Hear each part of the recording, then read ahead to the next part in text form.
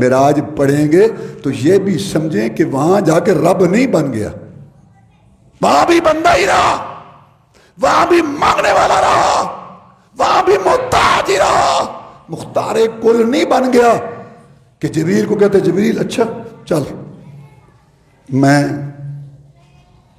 50 کو 5 کرتا ہوں، مختار کل نہیں، اللہ سے عرض کی، عالم غیب بھی نہیں کہ جب اللہ نے کہا تھا 50 تو غیب یا اللہ نہیں پڑھ سکے۔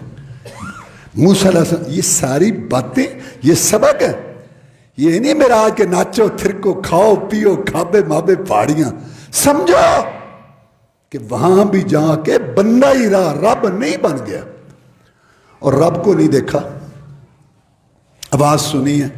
رسول اللہ صلی اللہ علیہ وسلم فرماتے ہیں میں وہاں تک گیا، قضاء و قدر، اللہ کے فیصلے لکھنے والے فرشتے جو اللہ کے احکام لکھ رہے تھے اور جو کلموں کی چرچراہٹ، کلموں کی آواز آ رہے، وہ میں نے کانوں سے سنی، سمیت و صریف الاقلاب، یہاں تک رسول اللہ صلی اللہ علیہ وسلم گئے، دیکھا نہیں ہے۔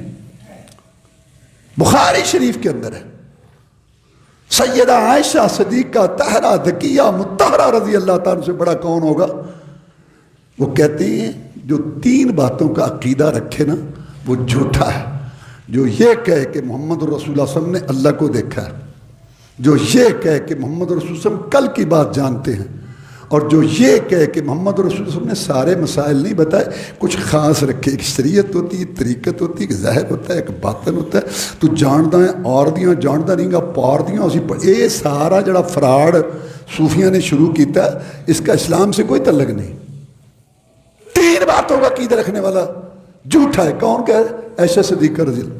اور ایک حدیث میں کہ رسول اللہ صلی اللہ علیہ وسلم سے پوچھا گیا واضح، ہر رأیت ربک، آپ نے اپنے رب کو دیکھا؟ فرمایا میں کیسے دیکھ سکتا ہوں، وہ تو نور ہے، دنیا کی آنکھ موسیٰ علیہ السلام کی ہو طور پر، محمد رسول اللہ صلی اللہ علیہ وسلم کی ہو آسمانوں پر نہیں دیکھا، جنت میں سب سے زیادہ دیدار محمد رسول اللہ کو ہوگا صلی اللہ علیہ وسلم، پھر نبیوں رسولوں کو، پھر نیکوں کو درجہ بدرجہ، لیکن اس دنیا کی آنکھ نے نہ موسیٰ علیہ السلام نے دیکھا رب کو، نہ محمد رسول، باقی مدعی سست گواہ چست، او جی ایک ہی گل ہوئی، جب کھانا نہیں سی تو پھر بلایا کیوں؟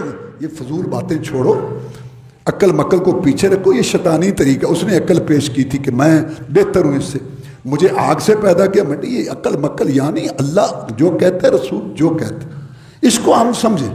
وآخر دعوانا الحمدللہ رب العالمین۔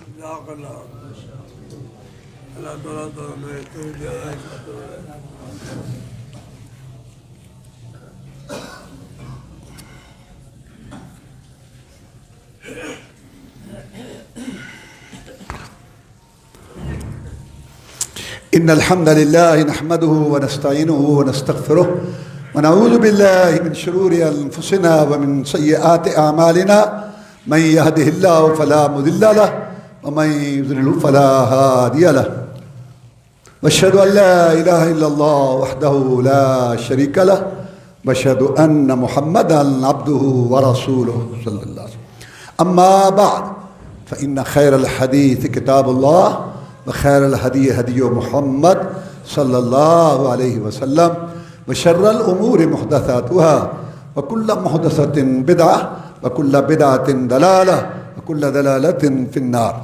آپ معراج سے واپس آ گئے، آپ کو اندازہ تھا کہ یہ لوگ مجھے نبی نہیں مانتے، اکثر تھوڑے مانتے، جب میں یہ بات کہوں گا نا کہ معراج کی چند گھڑیوں میں بیت المقدس دیکھا ہے شام، یہ میرا مذاق اڑائیں گے، لیکن آپ نے جو بات سچی تھی، حق کی تھی، وہ کی، اپنی امت کو سبق دیا کہ جو بات سچی ہو، حق کی ہو، لوگوں کے تیور دیکھ کر، ماحول دیکھ کر، حالات دیکھ کر مسئلہ نہیں بدلنا، بات پیار محبت سے، احترام سے، بھائی جان گلے نہیں پڑنا، لڑنا نہیں ہے، کسی کو برا بھلا نہیں کہنا، کفر کا فتویٰ نہیں لگانا، محترم بھائی جان کہہ کے بات بتانی ہے، کلمے کا معنی بتانا ہے، یا کنا بدو یا کنا سمجھانا ہے، کلو اللہ حد سمجھانی ہے، باقی دروغے نہیں ہیں، جو مانے اس کی مرضی، جو نہ مانے اس کی مرضی۔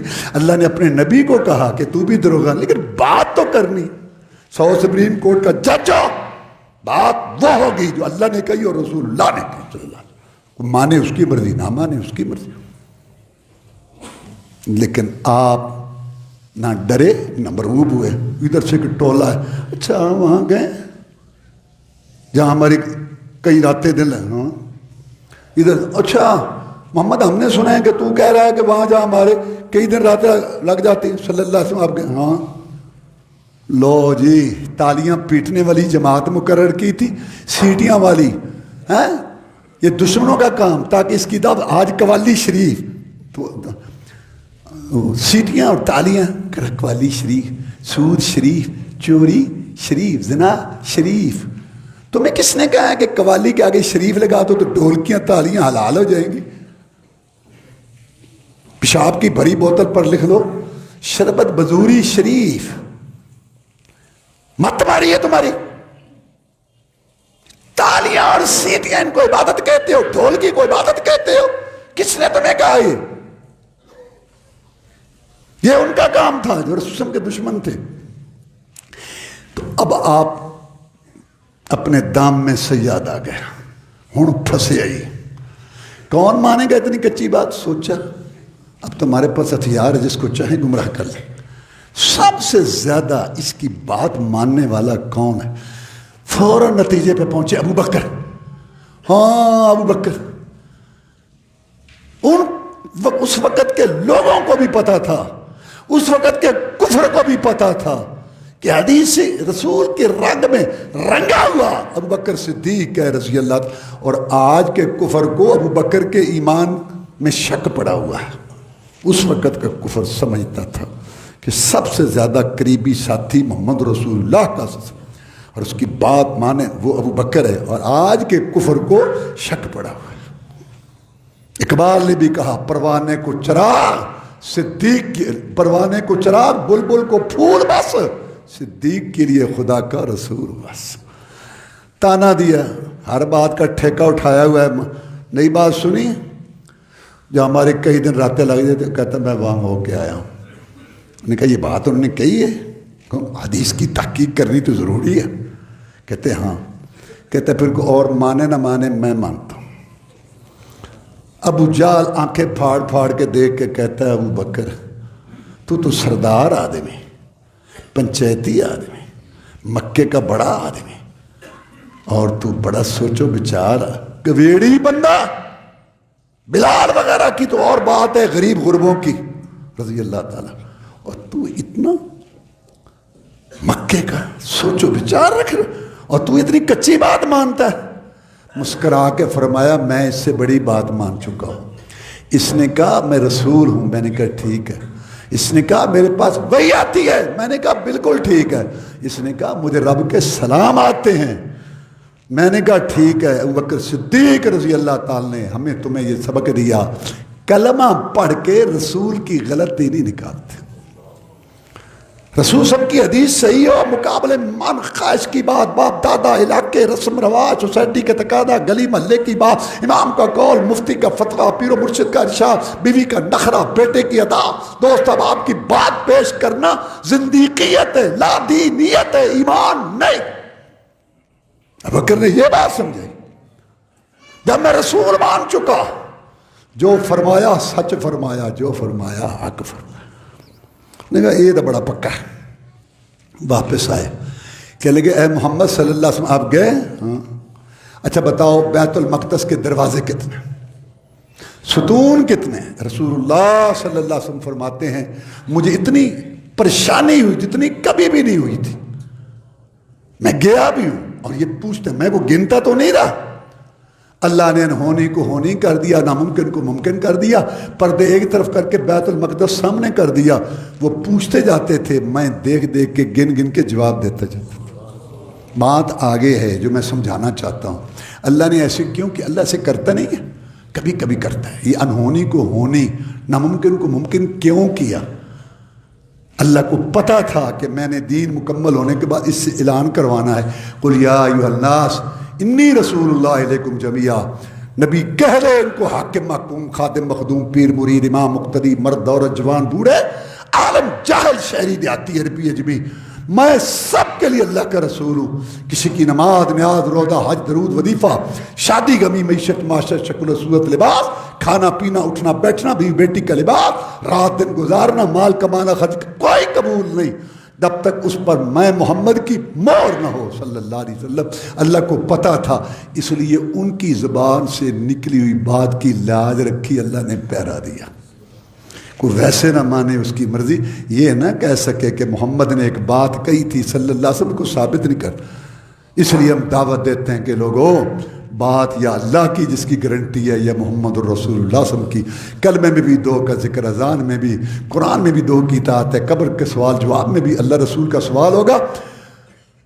اماموں کی، بزرگوں کی، سب کی عزت کرو، اللہ ان کی قبر، لیکن یہ امتی ہے، ان کی باتیں صحیح بھی ہو سکتی ہیں، غلط بھی ہو سکتی ہیں، گارنٹی صرف اللہ رسول کی بات کی ہے۔ معراج سے سب سے بڑا سبق ہمیں یہ ملتا ہے۔ گزشتہ جمعہ حکمرانی کے متعلق میں نے آپ کو ایک حدیث سنائی تھی، وہ میں پھر دہرا دیتا ہوں، اور آج ایک اور حدیث سناتا ہوں۔ ابو درداء رضی اللہ تعالیٰ عنہ بیان کرتے ہیں کہ جناب محمد رسول اللہ صلی اللہ علیہ وسلم نے فرمایا کہ اللہ فرماتا ہے کہ بادشاہوں، حکمرانوں کے دل میرے قبضے میں ہیں، اور میں ان کے دلوں کو بدلنے والا، پھیرنے والا ہوں۔ اگر بندے بندیاں میری اطاعت کریں گے، احکام مانیں گے، میری نافرمانی نہیں کریں گے، تو میں حکمرانوں کے دل بدل دوں گا، وہ ان پہ رحمت کریں گے، شفقت کریں گے، ہمدردی، خیرخواہی کریں گے۔ اگر بندے میری نافرمانی کریں گے، شرک، فسق، فجور، فحشیانی، جھوٹ، دھوکہ، سود، جوا، ڈنڈی مارنا، حرام خوری، بے نماز رہنا،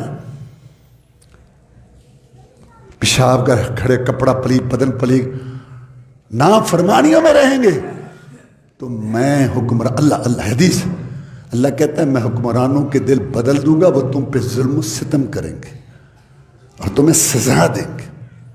اگر تم ان کے ظلم و ستم سے بچنا چاہتے ہو، اپنے آپ کو ٹھیک کرو، میری اطاعت کرو، حکمرانوں کے لیے بد دعا کرنے پہ وقت ضائع نہ کرو، اپنی اصلاح کرو۔ آج ایک اور حدیث، ایران کا بادشاہ تھا، بڑی حکومت دنیا میں، اس کو کسرا کہتے تھے۔ جیسے پاکستان کا جو صدر ہے کوئی بھی ہو تو اس کو صدر پاکستان کہتے ہیں، وہ نام کوئی بھی ہو۔ ایسے روم کے بڑے بادشاہ کو کیسر، ایران کا کسرا، مصر کا فرعون، حبشے کا نجاشی، یمن کا تبع لقب تھا۔ تو ایران کا جو کسرا رسول صلی اللہ علیہ وسلم کے جو زمانہ میں تھا وہ فوت ہوا، تو ایران والوں نے اس کی بیٹی کو حکمران بنا لیا۔ ایران والوں نے اپنے بادشاہ کی بیٹی کو حکمران بنا لیا۔ بخاری شریف کی حدیث ہے، رسول اللہ صلی اللہ علیہ وسلم کو پتہ چلا، آپ کی بات جو پیارے ہونٹوں، میٹھی زبان سے نکلی، موتیوں سے قیمتی، پہاڑوں سے ٹھیک، ہمالیہ پہاڑ اپنی جگہ سے ہل سکتا ہے، رسول اللہ صلی اللہ علیہ وسلم کی بات اللہ کی قسم کبھی غلط نہیں ہو سکتی۔ آسما لن یفلح قوم ولو امرہم امرا، وہ قوم کبھی فلاح نہیں پا سکتی، وہ قوم کبھی بھی کام، یہ کون کہہ رہا ہے؟